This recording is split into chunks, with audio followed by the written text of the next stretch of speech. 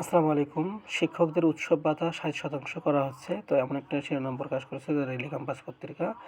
আমরা এখন দেখব যে এখানে আসলে কতটুকু বাস্তবায়িত হবে বা কীরকম।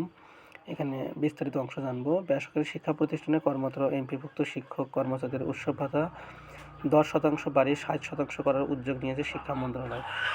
এজন্য মাধ্যমিক ও গণশিক্ষা অধিদপ্তরের কাছে প্রস্তাবনা চাওয়া হয়েছে।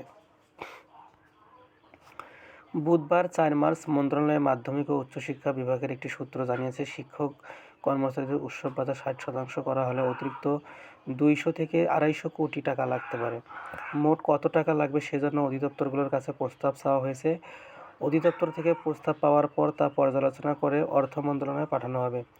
নাম অপ্রকাশিত রাখার শর্তে শিক্ষা মন্ত্রণালয়ের এক কর্মকর্তা ডেইলি ক্যাম্পাসকে বলেন, আমরা চেষ্টা করছি আসন্ন ঈদুল ফিতরের পূর্বেই যেন শিক্ষক কর্মচারীরা বর্ধিত উৎসব ভাতা পান। এজন্য দ্রুত অধিদপ্তরগুলোকে প্রস্তাব পাঠাতে বলা হয়েছে। প্রস্তাব আসার পরপরই তা অনুমোদনের কার্যক্রম শুরু করা হবে।